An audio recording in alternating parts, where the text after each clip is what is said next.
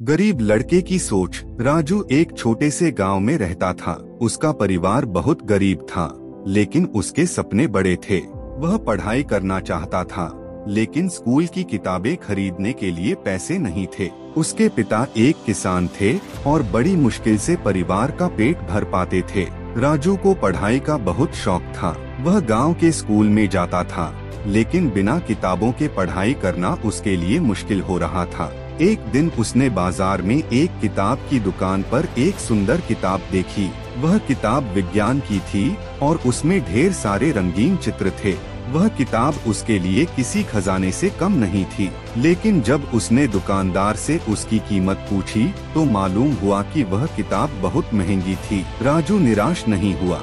उसने ठान लिया कि वह खुद मेहनत करके पैसे जुटाएगा और वह किताब खरीदेगा। उसने गांव के खेतों में मजदूरी करनी शुरू कर दी, लोगों के घरों में छोटे छोटे काम किए और जितना भी पैसा मिलता उसे बचाने लगा। कुछ महीनों की मेहनत के बाद आखिरकार उसके पास इतने पैसे हो गए कि वह किताब खरीद सके।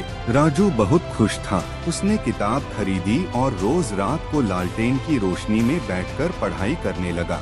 धीरे धीरे उसकी मेहनत रंग लाई और वह अपने स्कूल का सबसे होशियार छात्र बन गया।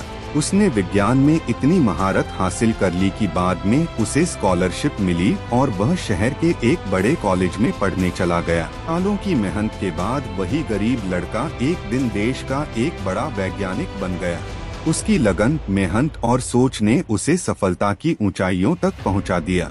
जब वह अपने गांव वापस आया तो वही लोग जो उसे पहले ताने मारते थे, अब गर्व से उसकी तारीफ कर रहे थे। शिक्षा। इस कहानी से हमें यह सीख मिलती है कि परिस्थितियां चाहे कैसी भी हों, अगर हमारे सपने बड़े हैं और हमारे पास मेहनत करने की इच्छा शक्ति है, तो हम किसी भी मुश्किल को पार कर सकते हैं। गरीबी कोई बाधा नहीं होती, बस सोच बड़ी होनी चाहिए।